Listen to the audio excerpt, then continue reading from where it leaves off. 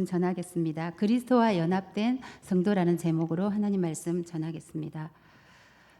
제가 어린 시절에는 여름 방학이 되면 내과에 가서 수영을 하는 것이 일상이었습니다. 저는 수영을 잘하지 못하였습니다. 그래서 비료 부대를 이렇게 엎어서 지금으로 말하면 튜브를 만들어서 수영이 아닌 발장구만 쳤습니다. 그래도 재미있었던 것 같습니다. 근데 늘 친구들이 수영을 잘하는 친구들을 보면 늘 부러웠던 것 같습니다.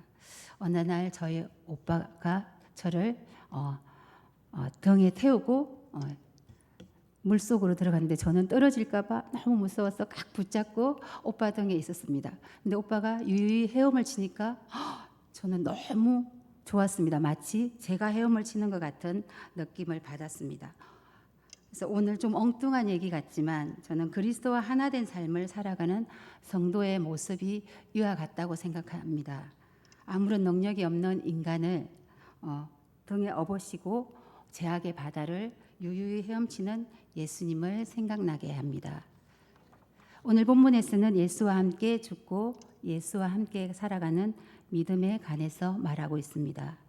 바울은 성도를 향하여 죄에 대해서는 죽은 자이며 하나님에 대하여 산 자라고 말하고 있습니다.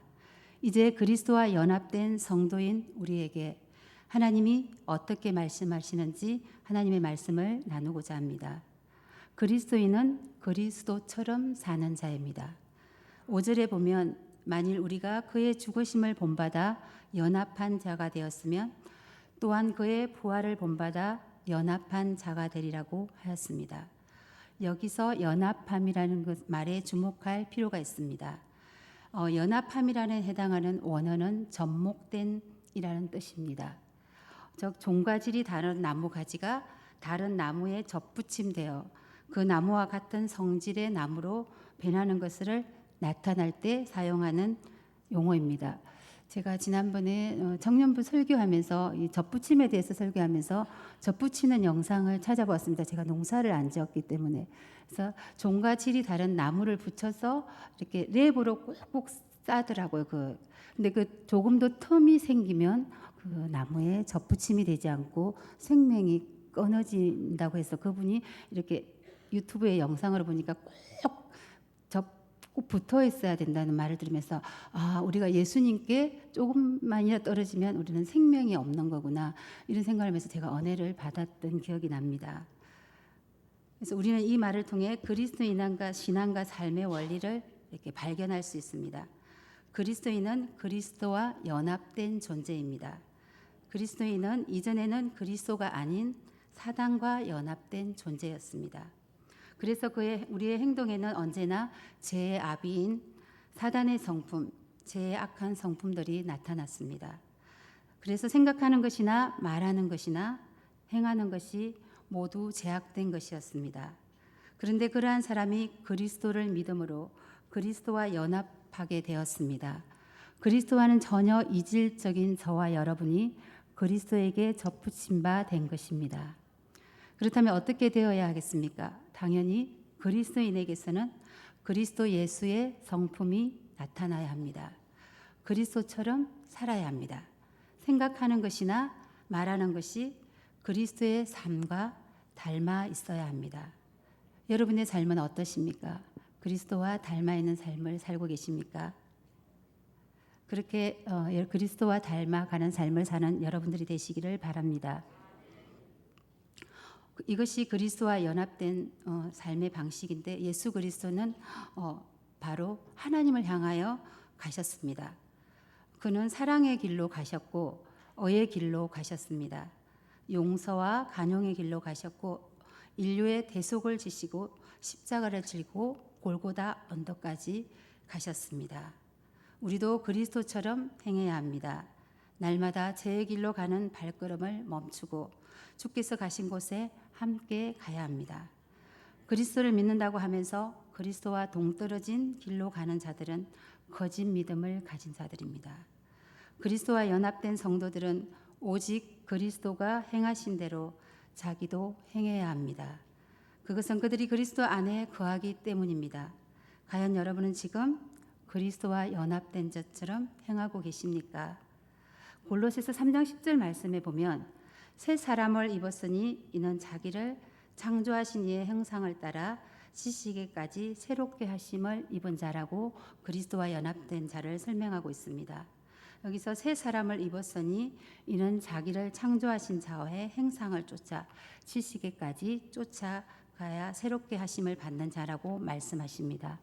또 베드로전서 4장 1절에서 3절 말씀에 보면 그리스도께서 이미 육체의 고난을 받으셨으니 너희도 같은 마음으로 갑옷을 삼으라. 이는 육체의 고난을 받은 자가 죄를 거쳤음이니 그 후로는 다시 사람의 정욕을 쫓지 않고 오직 하나님의 뜻을 쫓아 육체의 남은 때를 살게 하려 함이라. 너희가 엄난과 정욕과 술 취함과 방탕과 향락과 무방한 우상 숭배를 하여 이방인의 뜻을 따라 행한 것은 지나간 때도 조카도다. 저 안에 거하는 자는 그의 행하시는 대로 자기도 행할지니라고 말씀하고 계십니다. 그리스도를 따르려면 먼저 그와 같은 마음으로 무장해야 합니다. 여기서 베드로전서 4장 1절 말씀에 보면 같은 마음으로 갑옷을 삼으라고 하는 말씀인데 여기서 갑옷이라는 말할 것도 없이 전쟁 도구입니다. 이는 하나님의 나라를 위한 싸움을 싸울 영적 전쟁으로 비유하고 있기 때문입니다. 본절의 말씀은 이 싸움의 대장 되시는 그리스도를 따르는 성도들이 그리스도의 군사로서 마땅히 어떠한 자세를 가져야 하는가를 교훈하는 것이라고 하겠습니다. 그리스도를 따른다는 성도들에게도 사단의 공격으로 인한 고난이 있을 수 있습니다. 그러므로 너희는 이제 편한 옷으로 갈아입고 쉬라고 하지 않고 이처럼 갑옷을 입고 무장하라고 말씀하는 것입니다. 그리스도 예수와 같은 모습으로 단단히 무장하는 저와 여러분이 되시기를 바랍니다. 예수님으로 무장되기 위해서는 예수님의 생명으로 채워야 합니다. 요한복음 10장 10절 말씀에 보면 다 같이 한번 찾아서 읽어보도록 하겠습니다. 요한복음 10장 10절 말씀.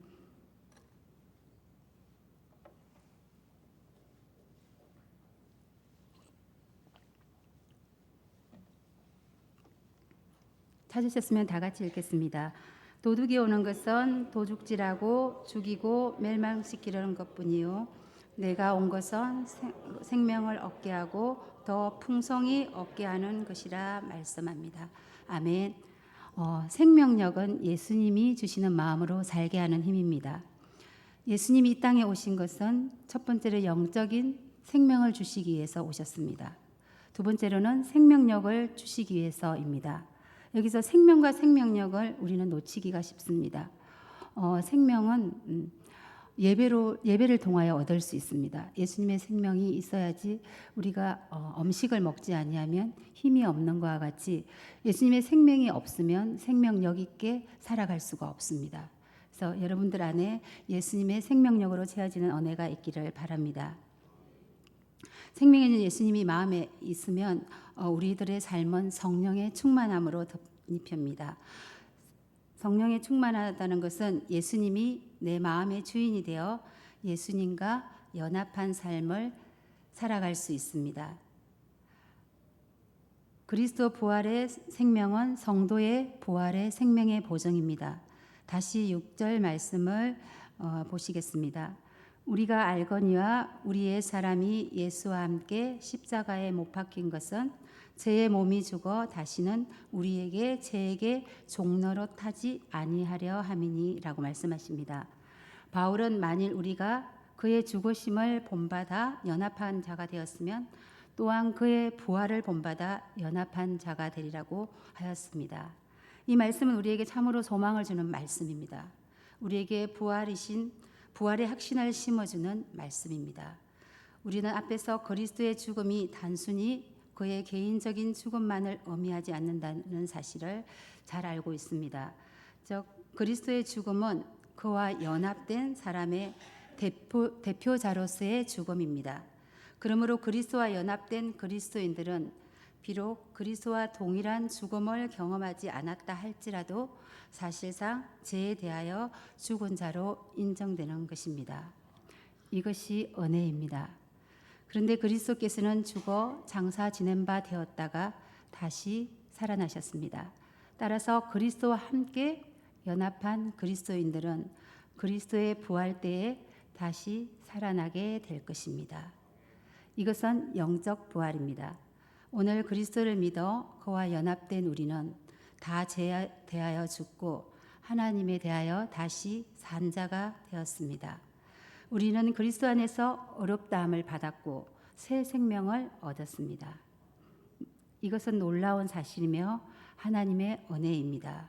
우리는 이것을 믿습니다. 그러나 이보다 더 놀라운 사실이 있습니다. 그것은 우리가 영적인 것뿐만 아니라 육적으로도 다시 살게 될 것이라는 사실입니다. 성도들은 우리가 영적으로 다시 산 사실에 대해서는 대부분 믿습니다. 그러나 우리가 육적으로 다시 살게 될 것이라는 사실에 대해서는 의심하는 사람이 많습니다.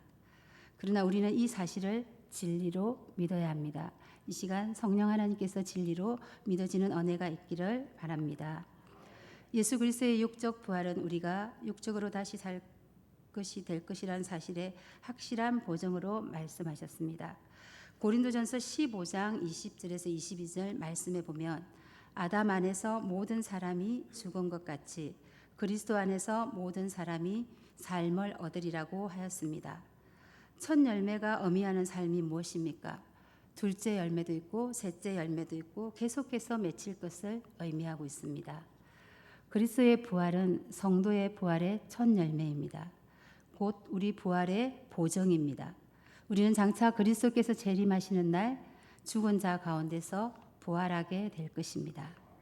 여러분 이 사실에 대하여 흔들림 없는 확신을 가지시길 바랍니다.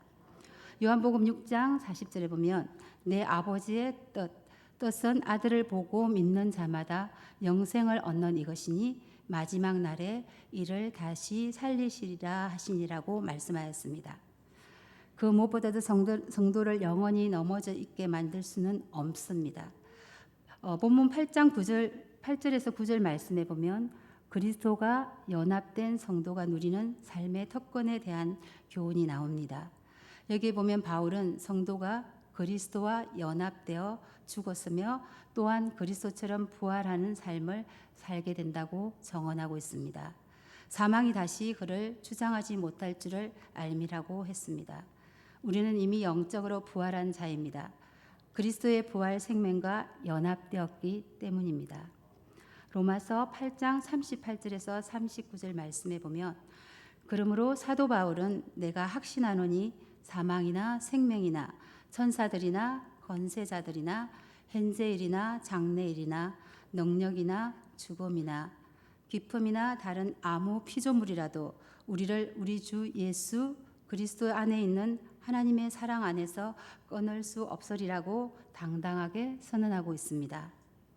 성도는 넘어지면 그리스도의 은혜와 하나님의 사랑의 섭리로 인해 끝없이 다시 일어나는 삶을 살아야 합니다. 육체의 죽음도 성도를 영원히 넘어뜨릴 수 없습니다. 왜냐하면 우리의 몸도 장차 그리스도처럼 신령하게 부활되기 때문입니다. 그러므로 잠시 죄로 인해 실족하더라도 낙심하지 말아야 합니다. 회개하여 죄로부터 돌았으면 하나님이 우리의 영혼을 다시 소생시켜 주실 것이기 때문입니다. 그 무엇보다도 우리를 영원히 넘어져 있게 만들 수 없음을 믿으시고 그리스도와 연합된 우리는 결국 천국의 영광을 얻게 될 것입니다. 시편 37편 24절에 보면 저는 넘어지나 아주 엎드려지지 아니함은 여호와께서 손으로 붙드심이로다라고 말씀하십니다. 우리가 넘어져도 하나님께서 저와 여러분의 손을 붙들어 주실 것입니다. 또한 성도는 하나님에 대하여 살아있는 삶을 살아야 합니다. 본문 10장 10절에서 11절 말씀에 보면 바울 사도가 성도의 생활 원리를 교훈한 내용입니다. 여기서 바울은 그리스도께서 죄에 대하여 죽으시고 하나님에 대하여 사셨음을 강조합니다. 성도들은 자신을 죄에 대해서는 죽은 자요 하나님을 대하여서는 산 자로 여기라고 했습니다. 우리 옛사람이 죄와 사망의 운명에서 죽었다는 사실은 이미 앞에서 다루었습니다.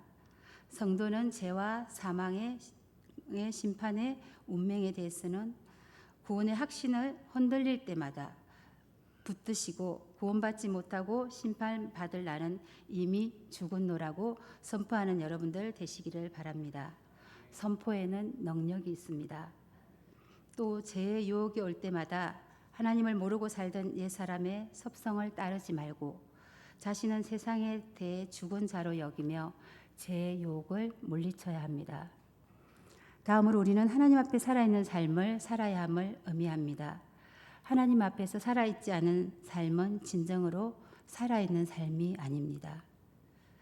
야고보서 2장 17절 말씀에 보면 성경도 행함이 없는 믿음은 죽은 믿음이라고 말씀하셨습니다.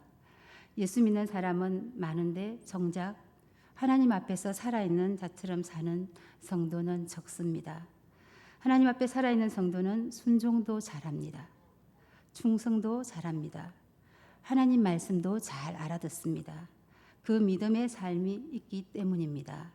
그러니 성도라는 이름만 진 채 하나님 앞에 마치 죽은 자처럼 사는 이들도 있습니다. 이와 같은 일이 죽은 자처럼 사는 이와 같은 일들이 참 하나님 앞에서는 부끄러운 일인 줄 압니다. 우리 모두는 예수님이 주시는 능력으로 살아있는 생명력 있는 성도들이 되시기를 바랍니다. 바울은 성도를 향하여 그리스도와 연합한 자라고 우리를 부릅니다. 이것이 우리의 정체성입니다. 예수님께서는 단 한 가지 이유, 인간의 죄를 사하시려고 십자가에 달리셨습니다. 그 십자가에 달리심으로 우리의 죄가 씻음을 받았습니다. 그러므로 이제 저와 여러분은 죄의 종노릇하지 않아야 합니다. 우리는 우리의 종이 아니라 해방된 자유인입니다. 완전히 새로운 존재로 거듭난 사람들로 이 땅에서 살아가야 합니다. 또한 성도는 예수와 함께 영원히 사는 자입니다. 예수와 함께 옛사람을 십자가에 못 박은 인간은 이제 예수와 함께 새롭게 살아난 존재입니다. 예수와 함께 사는 여러분은 그리스도와 연합된 존재들입니다. 예수와 함께 사는 존재라는 것은 무엇을 의미합니까? 우리의 신분의 변화를 의미합니다. 신분이 변화된 우리는 마지막 날에 예수와 함께 부활의 영광을 맞이하는 존재라는 말입니다. 또한 성도는 생명의 존재입니다. 다시 말해서 성도는 이 세상에서 생명을 소유하는 살아있는 존재로 살아가야 함을 말하고 있습니다. 로마서 12장 1절에서 2절 말씀에 보면 우리의 옛 사람은 못 바뀌고 새 생명으로 예수와 함께 사는 성도는 하나님의 영광만을 위하여 그의 나라와 의를 하나님만을 위해서 사는 것을 말하고 있습니다. 하나님에 대해서 산자로 사는 것은 구체적으로 우리의 삶의 자리에서 하나님의 선하시고 기뻐하시고 온전한 뜻이 무엇인지 분별하면서 사는 삶일 것입니다. 사단의 세력과 우리의 의식과 양심을 마비시키는 하나님의 뜻을 사단은 찾지 못하게 우리를 미혹합니다. 이런 세상에서 우리가 바람직한 성도의 삶을 살아갈 수 있어야 합니다. 그러기 위해서는 항상 깨어서 하나님의 뜻을 구하는 저와 여러분이 되시기를 바랍니다. 여러분과 저는 그리스도와 연합된 성도입니다. 연합한 자는 내가 없습니다. 오직 내 안에 그리스도 예수만이 충만할 것입니다. 우리 유치부 용어로 하면 나는 0%, 예수님을 100%로 채우는 것이 연합입니다. 우리 좌우로 인사하시면서 나는 0%, 예수님을 100% 채우겠습니다라고 한번 인사 나누겠습니다.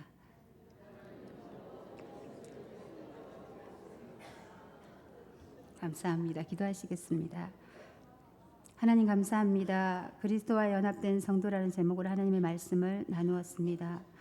그리스도 안에서 연합되려면 그리스도께 접붙임 바 되어야 함을 저희들이 말씀을 통하여 배웠습니다. 우리의 삶에 우리의 자아는 0%, 예수 그리스도를 100% 채우는 귀한 성도님들로 삼아주시고 날마다 그리스도와 연합되어 하나님의 성품으로 하나님의 뜻을 이루며 살아드리는 귀한 사천억 교회 성도님들이 될 수 있도록 하나님께서 도와주시고 함께하여 주십시오. 그렇게 일하실 하나님을 찬양하며 예수님의 이름으로 기도하였습니다. 아멘.